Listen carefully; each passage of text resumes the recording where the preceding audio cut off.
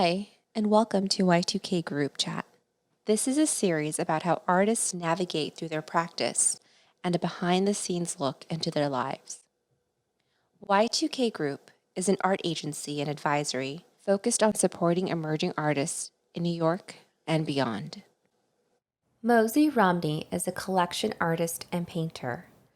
Just as their work can be spliced into separate independent pieces, so can it encompass parallel and overlapping histories. Romney brings together tangible memories, always personal, but not always pertaining to their own person, and creates alternate worlds in which characters from separate narratives engage with each other to create spaces of trans-historical communion and ease. Romney evokes ceremonial magic, pulling elements from the external world, brooches, bells, and most importantly, acquired eBay photographs. These images of Black familial records are a base for their figurative work that depicts found family imagery in play, beyond work, and in celebration. Mosie Romney lives and works in Ridgewood, Queens. They received a BSVA from SUNY Purchase, Harrison, New York. Recent exhibitions include Evening Lark, Y2K Group, New York, Mosie Romney and Juan Gutierrez, Meredith Rosen Gallery, New York, Materia Prima, Gurn in Regalia, New York. The following was recorded in late August 2020. Enjoy. Hello? Hello. Hi. Hi, how are you, Bernadette? I'm good. How are you, Mo? I'm doing good. Wonderful. Thank you so much for calling Yeah. and joining us. Yeah, so how's your morning been so far? It's good. I just woke up. I came back from New Hampshire last night and in the midst of unpacking and starting my life again. What were you doing in New Hampshire? I went to New Hampshire with like 6 of my friends, my pod. Oh, nice. And we just like camped and hung out in a hot tub and went foraging and grilled. That sounds perfect. Yeah, it was really lovely. But New Hampshire is a very scary place too. I didn't realize. Oh, no. There are a lot of Trump supporters. Oh, really? Oh, my gosh. Yeah. Well, I guess their state motto is live free or die. So Yeah. Oh, it is? Yeah. I didn't know. I thought that was like a YOLO thing, but it's really more so a Nazi thing. I don't know. Someone hailed Hitler or whatever, you know, that Whoa. arm thing that they do. Yeah, I was like, okay. Wait. Because I didn't buy. They did that? You saw them do that? To me, they said, go fuck yourself. Oh my to God. me because I didn't, it was really dark because I didn't buy anything from his store. But I realized when I was in his store, I realized that he was a Trump supporter because he was selling these like really crazy flags that had Trump's face on them with like a muscular cartoon body. And at first I didn't recognize it as a Trump flag because it didn't look like the average Trump flag. And so I was like, oh, actually, I'm okay. I don't want to buy this stuff. It was like just like a small dog figurine for I was like, oh, I can maybe paint this or something. And then I realized that they were Trump supporters and I was like, oh, I want to get out of here as soon as possible. Oh my gosh. Yeah. And then he followed me out the store and he was like, go fuck yourself, and did the sign. And he was like, because people like you, I'm closing my store. And I was like, okay, New Hampshire, live free or die. Oh my gosh. But besides that, it was really a beautiful trip. That guy cannot steal my shine. No, not at all. Yeah, but it was pretty scary. That is so scary. I'm honestly, as a Hispanic woman, I sometimes think that like I'm only safe in New York City, which is totally not true. But I don't know. I don't really have the urge to really go anywhere else. I'm originally from Texas, but I just like, oh my gosh, like I don't want to take a vacation. I don't want to do anything because I'm just like, I know it sounds It's horrible. And dark. obviously you shouldn't let things I mean, me personally, I shouldn't let things like that stop me from going anywhere that I want to go to. But it's so scary. It's very scary. It's very scary. I think it's important for us to show ourselves and enjoy our lives, but it's really hard when it's hard to feel protected, especially at this time. But we do what we can. Absolutely. Well, we're so happy you're back in New York. Me too. Gosh. Oh my gosh. So we're really excited to talk because, as we know, you have a show coming up with us and we're really excited about it. And it's called Evening Lark. Evening Lark, opening Saturday, September 5th. Plugging it. From 10 to 6. Yeah. So yeah, I'm really excited. We're so excited. We're excited. I think what's best for me is just kind of like taking it slowly, like talking slowly would be helpful to me and also helpful to you guys, because if there's anything you want to like edit out, there's like space in between things. Yeah, sounds good. Yeah. That sounds good too. Yeah, I absolutely agree. All right. Well, yeah, I'll start off. What was your first exposure to art, and when did you know you wanted to study or pursue art? My grandma used to save hosiery. Like there's like little cardboard paper in hosiery packets, and she would save them for me to make little drawings for her, and she just like saved them. And these drawings weren't anything particular, like they weren't like, masterpieces, but she found my marks to be important, and she would like go through this process of like buying these hosieries and saving the cardboard for me. And I think that having her do that for me encouraged me to make more marks. And I think that that's where it started. And in elementary school, I had a teacher keep me after school to draw with me. She found that I was easier to keep busy when I was making art, and it was easier for me to learn when I'd draw or just kind of express myself through mark making. And so I've always just had people kind of like women always make time for me to make art. And I didn't take it seriously until much later, but I think having these people create space for me to make marks helped me find myself as an artist much later on. Does that answer your question? Absolutely. Wow, that's so cool. It's really funny because I do remember those that cardboard piece in the hosiery or that comes with the hosiery. So that's really really amazing. So did you use like a specific like color pencils or?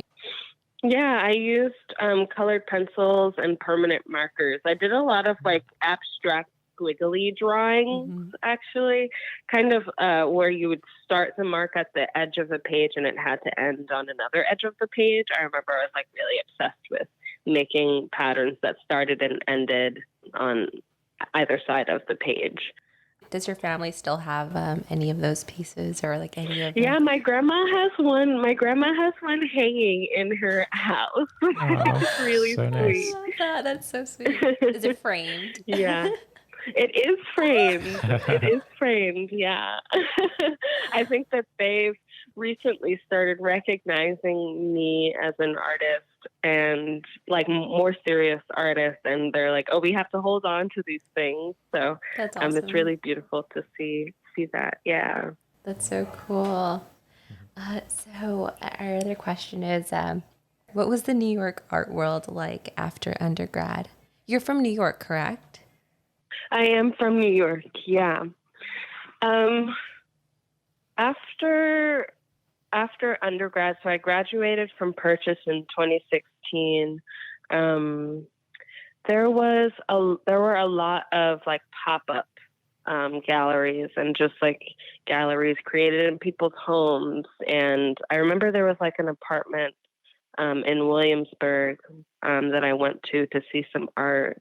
I can't remember the gallery, but it was off the like the Jefferson L stop. Okay. I also saw like a Tory Thornton show in the basement of a mall in Chinatown. It was just like an installation. There was just like a lot of art in odd places kind of showing and happening. And that really excited me because when I was in college, I had a gallery in my apartment. It was called Martha's Kitchen. And I would show my friends art, have like performances and stuff in my apartment. So it's nice to see like space being made outside of the white walls for artists. Yeah. That's so cool. Mm-hmm. It was fun. Definitely. I love a good house or home gallery, apartment gallery. Mm-hmm. Yeah. So what kind of work did you create when you first arrived back to New York, and what was your experience as an artist? Yeah, I didn't have much. I didn't have a lot of enough pride to call myself an artist when I graduated from school. I was really trying to make ends meet. And so I was an artist in some right, in a lot of rights. I like privately practiced, but I also like painted sets for movies and theater. Like I painted SpongeBob on Broadway. So I did like that for a while. And then I was really into like Evgenia Barris, who makes these beautiful paintings, sculptures, like objects made from like furniture pieces or from paper pulp. And so I was really into, for my personal work, I was making a lot of abstract pieces and then painting sets to make the money. And I think that the abstraction hasn't left me, and it'll definitely show up. I mean, I have a piece in Evening Lark that is an abstraction. So the work will still. I don't want to be considered a figurative painter by any means. I want to constantly be able to like shift and grow. And right now, I'm making figurative work, but I do definitely see myself going back to abstract work. Nice. What kind of work have you been making this year? This year, I've been making a lot of figurative work. I've been painting a lot of children and older people. I've painted some ghosts. I think I'm trying to paint an intergenerational world. Wow. Yeah. That feels right. Mm-hmm. Awesome. Yeah, and I think painting children feels really important for me because children are they're like little abolitionists, and they're like really, they're genderless as well. They kind of just like do whatever they want until they're then taught to be a girl or a boy. And I think there's something exciting about that area where they're just being themselves completely and like eating their boogers and like playing with Barbies and cars. Yeah. I have a nephew who is just constantly inspiring me to play more and just like do things that don't exactly make sense just to do them. And so I think painting children is just a reminder of how freely we can live if we let ourselves. Absolutely, without inhibition. Yeah, exactly. Yeah, that's great. So going back to Evening Lark, what inspired your collection of paintings that are displayed in the show? Yeah, I think we are living in a really insane time. Insane is not even the word, but there's also a lot changing, and that's really scary and also really exciting because we get to imagine the future that we want to have, and we get to put new things in place. I see a lot of like mutual aid happening and a lot of like pop-up schools being created outside of the institutions. Museums are closing. I think my show is just some paintings of the world that I would like to see. I mean, there's like some play and performance happening with a bunch of people around this devil on a table, and the devil can be a mask or it can also just be a devil depending on where our belief systems are at the time. But there's a ghost there, there's children there, there's an older person there, and they're all just like witnessing this person maybe dancing or just like proclaiming. They're on a stage of some kind, and then there's another painting that feels like a performance to me called Tonight's Queen, and it's someone being crowned. It could be a mother, it could be a drag queen. It's like just acknowledging the divinity of a person with a crown. That feels like playful and exciting to me. And there's another painting of a figure, a genderless figure. They're not man or woman. They're kind of just like in between, just like resting on this like aquatic thing. They're just like floating, and their spirit is like floating above them. So I think just painting a world that I would like to see where Black bodies are in ease, where they're in communion despite their age and their bodies. Like, there's a ghost there, so a spirit is in communion with young and old, and that's exciting to me. And I think I'm interested in seeing a world where we can be together despite our age, despite our gender, and just enjoy each other and give each other space to perform, to be, to play. That's beautiful. Thank you. It really is. I'm really interested in the title. Where does that come from, or how did you think of the title Evening Lark? So I'm reading this book by Sadia Hartman called Wayward Lives. And in the first chapter, the book is about just like Black girls doing as they please, and she kind of like creates these stories for these Black girls from these archives that she finds. And I'm kind of doing a similar thing where I'm like finding images of people and creating lives for them. So in the book, she's talking about a character kind of going on an evening lark, and I was like, that's it. Like, yeah, I'm often going on evening larks in my van, like just going to do something mischievous and just having a good time. So I thought it was a good title, and all of my paintings feel a bit like nighttime or evening, and yeah. So that's where the title came from. So Matthew showed me your van in a photo, and it is so awesome. That's really Thank cool. you. And when we went to Thank you. your It's my studio, freedom mobile. It makes me so happy. it's really cool. And then when we went to your studio, I was like, "Wow, is that the band?"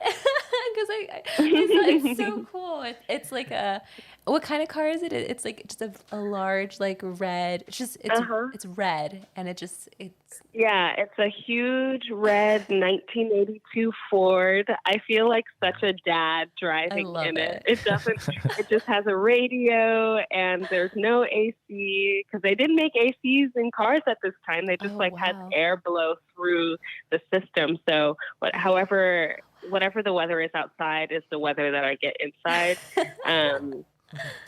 It's the cutest thing. Makes me so happy. It really is. Yeah. And I love how big it is. And yeah, it's it's from 82. So obviously it has that like nostalgic, like feel, a vintage feel. It's a really cool car.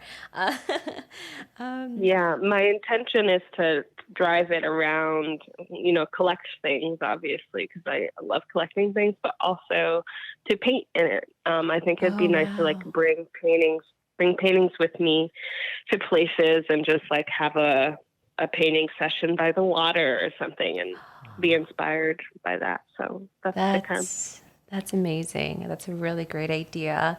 And going back to what I was saying about vintage, I saw in your studio that there's like a lot of like trinkets or like, collectible pieces or like vintage. Yeah. I was wondering, do you take inspiration from the pieces that you find and where do you get these vintage items? Yeah. I do take a lot of inspiration from these things. I also consider myself a collections artist. I collect images of Black people on eBay. I collect bells, like ceramic or metal bells, porcelain bells. I collect. I collect napkins, like cloth napkins that are really beautiful. All of these things show me a different time, and making paintings of them and putting them in a new context allows for like a trans-historical thing to happen where it's like kind of timeless. So, taking old things and creating something new is always really exciting to me because it makes it kind of timeless and in my world and maybe and in the world that is to come, like time doesn't exist in the same way. So it's exciting to have these old things that are just like decorative and kind of useless and give them new meaning. Cool.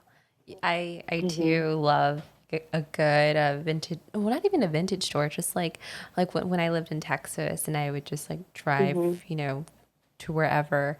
If I, saw a yard sale, I'd always stop because it's like you can always find like the coolest stuff. Or, and this one time, Matt and I were just walking down the street in Brooklyn, and we saw that there was like a yard sale, and everything was like really, really nice. And I remember. And so I first felt bad because I was like, I think someone passed away because like all of the furniture, everything was just like pristine. And then I ended up buying this like end table that was like, I don't know, like I don't even know the era really. I'm guessing like 70s or something, but it was just like, it was perfect. But I'm a strong proponent of vintage and shopping secondhand and mixing it with like, I think it's also very good for the earth. Exactly. To just like reuse things. Things don't have to be, we don't need everything to be new. Absolutely. Definitely for the environment mostly. Yeah. Cool. What is your preferred use of materials? Or maybe you could just talk about the process of approaching different pieces with various materials. Like I know you used to work with paper pulp and then like you make drawings and paintings, or like how you approach maybe the abstract paintings versus more figurative paintings, and like how you're interested in maybe interlacing them together for future pieces. Yeah. My preferred medium right now is oil. I'm really enjoying the lusciousness of oil and like the possibility when it hits the canvas and like it kind of like spreads and drips. That is really exciting and sensual to me. I'm excited to incorporate the things that I collect a little bit more in a more like physical way.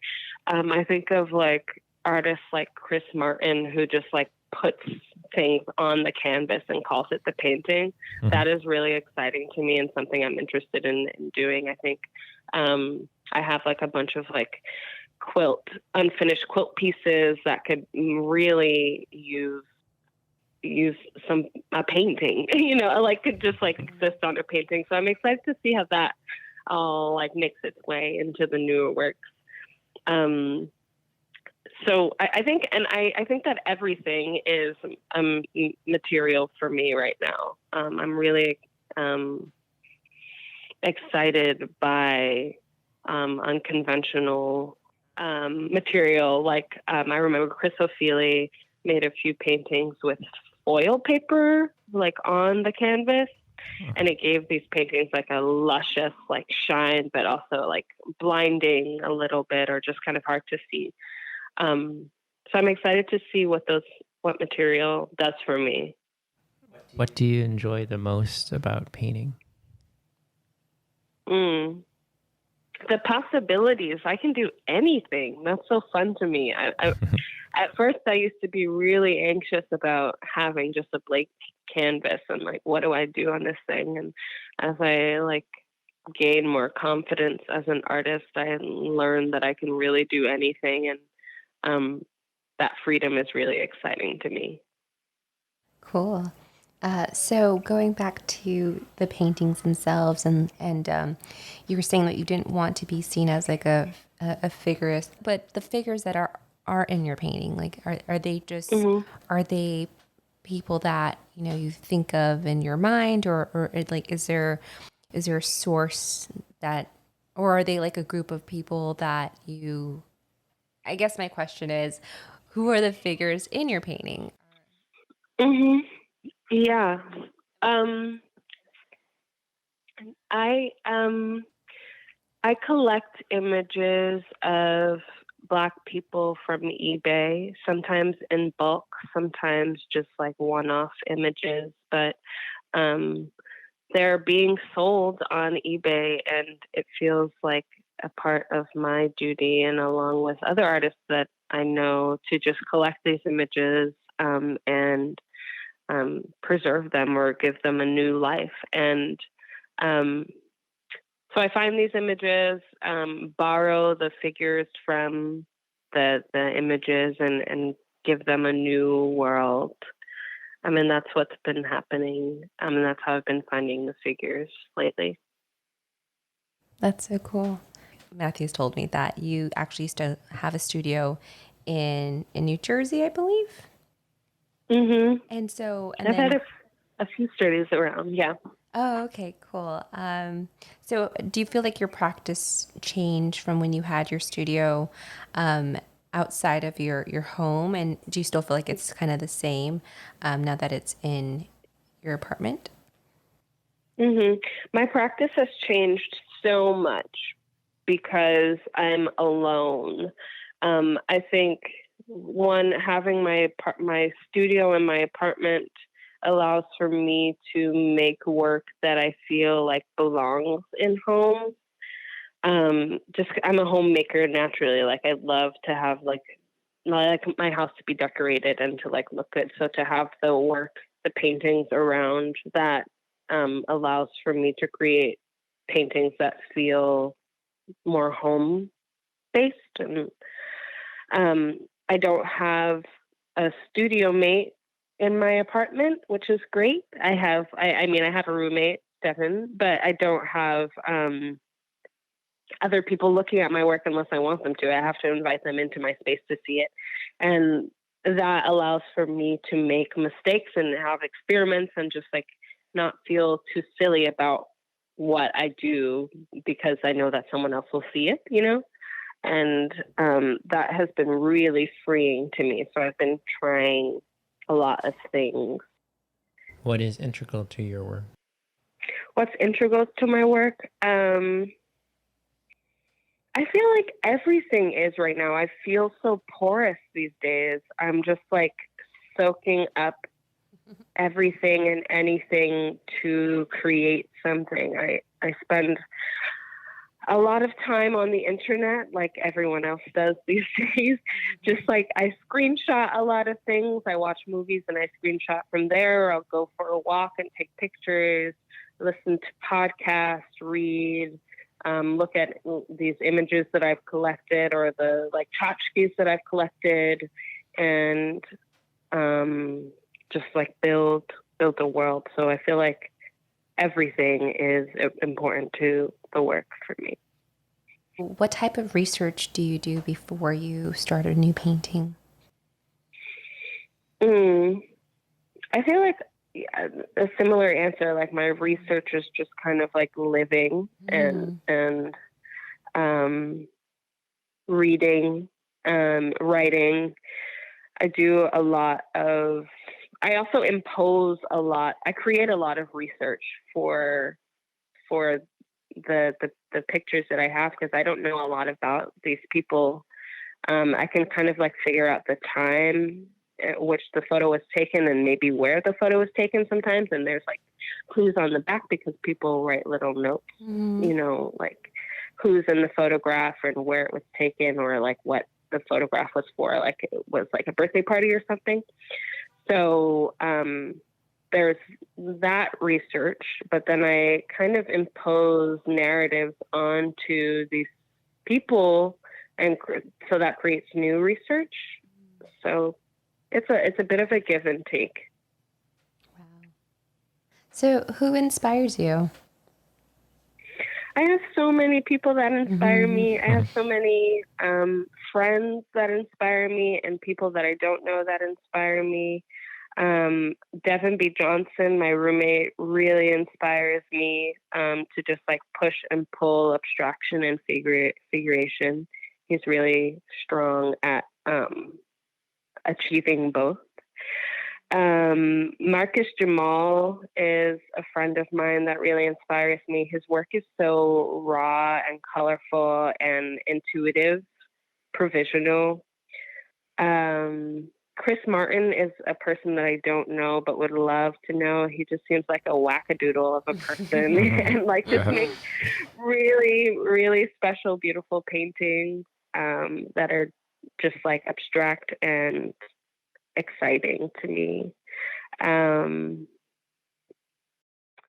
So many people. I think Chabalala Self is an amazing artist that uses textile and fabric and paint to create these like scenes of voluptuous Black people living their best lives.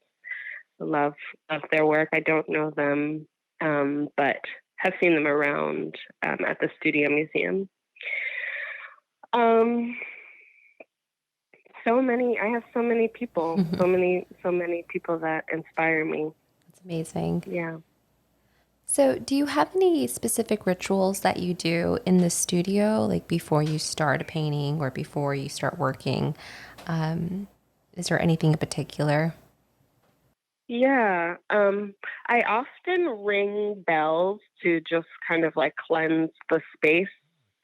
I call in artists or ancestors or people that I am inspired by. Like recently I called in Noah Davis, who was a painter that passed on that makes beautiful, beautiful paintings. I've called him into the studio to guide me. I've called Nina Simone into the studio. So I'm doing like a little bit of conjuring spirits to kind of guide me. Wow, that's great. Yeah. And yeah, so that's really fun for me to do. Yeah. That's so cool. Wow, that's really interesting. I've never heard that before. I've heard of like actors doing that for when they're portraying a specific yeah. specific Yes, character. I'm method painting. Whoa. Yeah. I love it.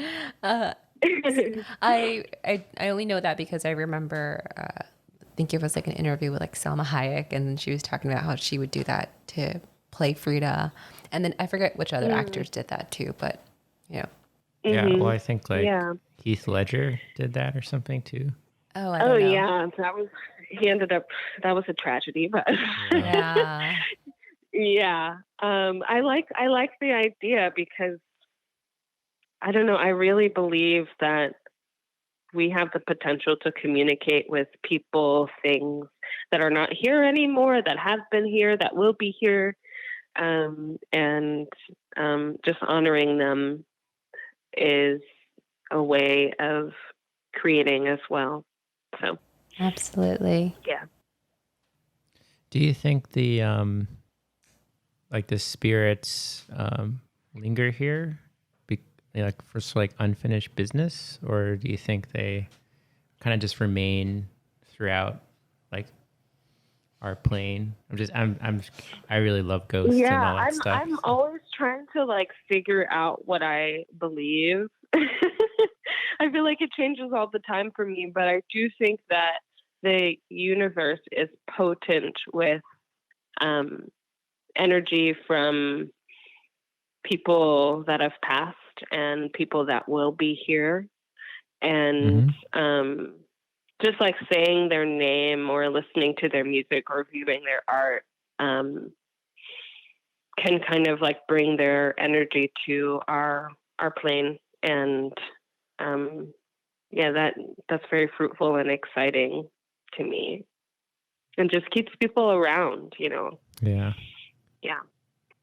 What do you think will happen to artists in the near future? So it's kind of like just after this year, you know, what's happened, you know, maybe like it's already almost September, so maybe like this fall or even 2021. I mean, I don't know if you have some sort of predictions or gauge.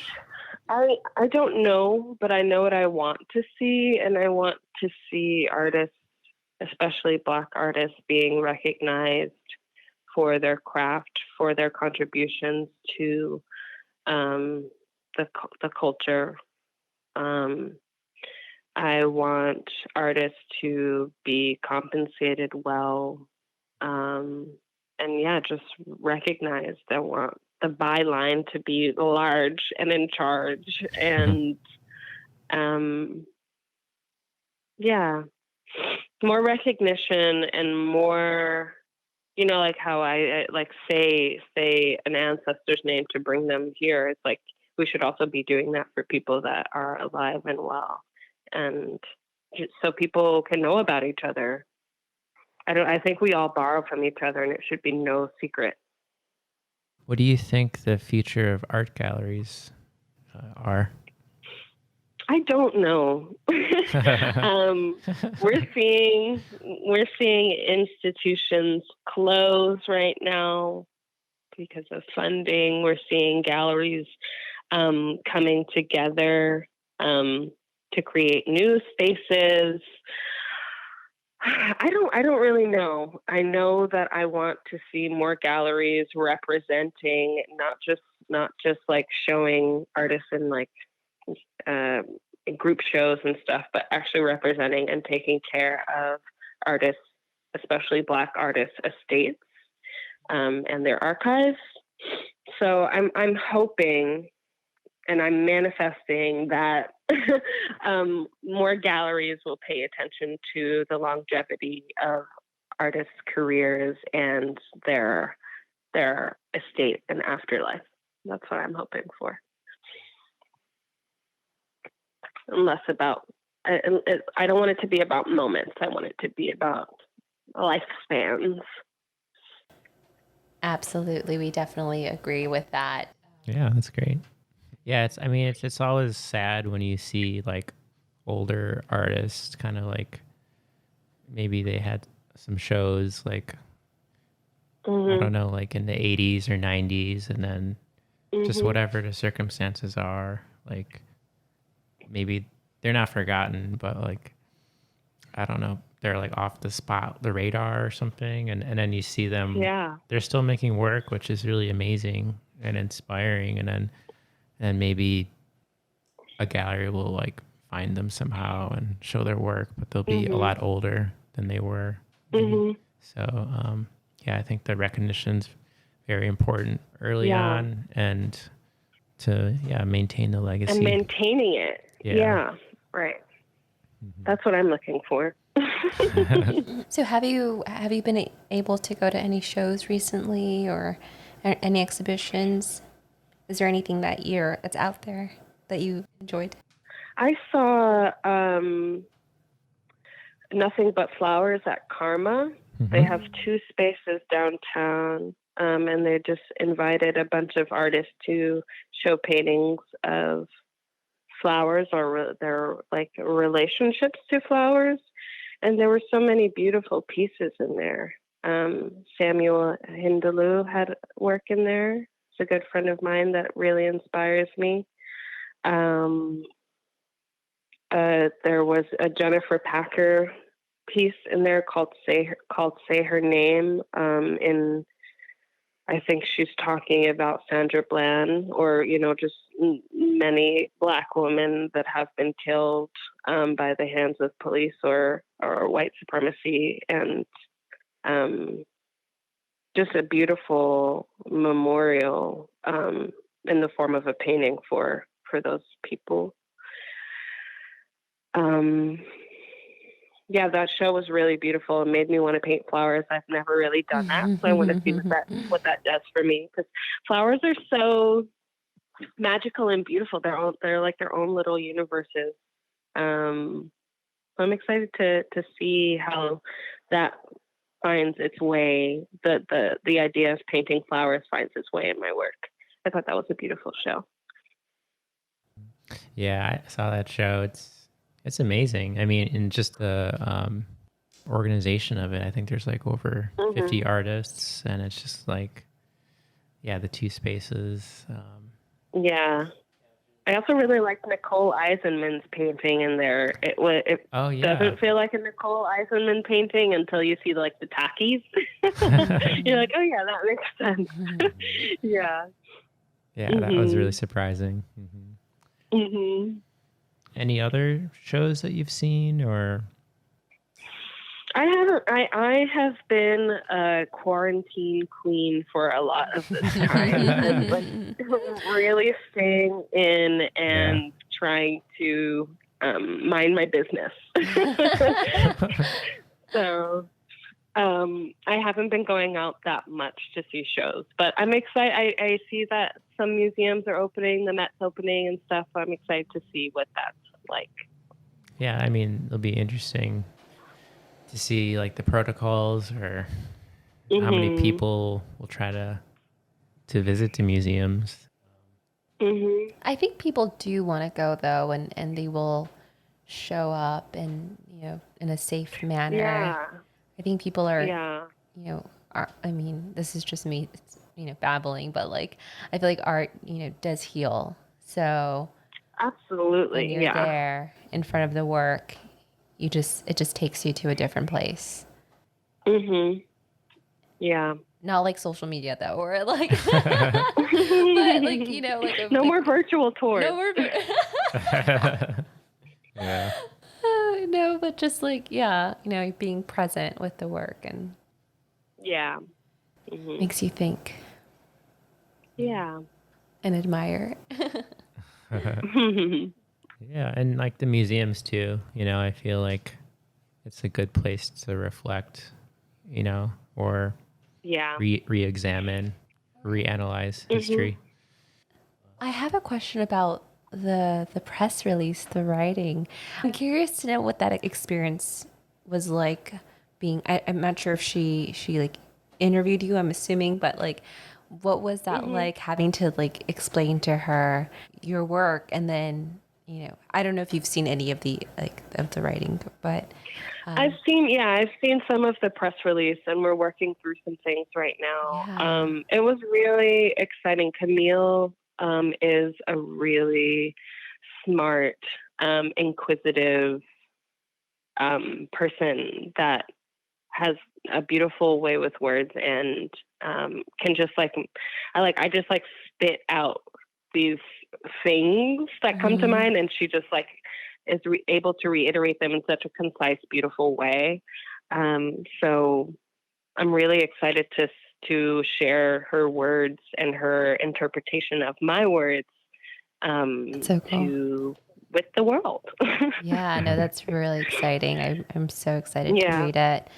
I feel like it's a huge honor for us as Y2K to even have her be part of it, and so we're really excited. She came by to see just my studio and my bell collection and stuff, and when she left, she was like, "You're a witch. I'm convinced you're a witch."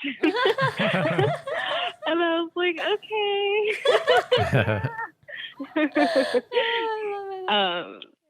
So yeah, she saw my powers, and I'm excited for her to report on them. Yeah. Yeah, I really love thinking about spirituality, and I'm just kind of interested because I had never heard of a painter calling on other spirits. I'm just curious, when you call upon them or converse with them, do they and guide you? Do they help you with the images? Are images kind of transplanted to your mind, or does it work that way? Or? Yeah, I think so. I mean, I've called in live people, or living people, for the big painting that's in the show. Heaven is a place, hell is a place on earth, and heaven is a place in your head. I was thinking about Chris Martin a lot. I talk about him a lot in this as well. Where I taped a doily to the painting and spray painted it and painted around it and stuff, and that felt like just some guiding from him, and just how he just presses things onto the canvas, and that being a part of the work now, and just laying things out in a methodical way, and I've called Noah Davis in, and I've made a very contrasty painting when I've thought about him. Well, thank you so much for taking the time to speak to us, and we really appreciate it. And again, I've said this multiple times, but we're really excited for your show. So, Yeah, I'm really excited too. Thank you for offering me the space and time to show my work. It's really important to me. Oh my God! Thank you. Because honestly, I always feel like the artists are the most important, and we wouldn't be able to do anything if it weren't for the artists to want to work with us. So it's really special. Yeah, great. Thank you so much. Thanks. This was fun. Yay! I'm glad you enjoyed yourself. I always feel like it's nerve-wracking in the beginning, even for me personally, but yeah, it is. Yeah, but I think. But it's good to exercise this muscle, Absolutely. talking about the work and all of that. Yeah. Absolutely. Cool. Thank you so much. Alrighty. Thank you. Have a great weekend. Talk to you soon. Thank you. Bye. Bye.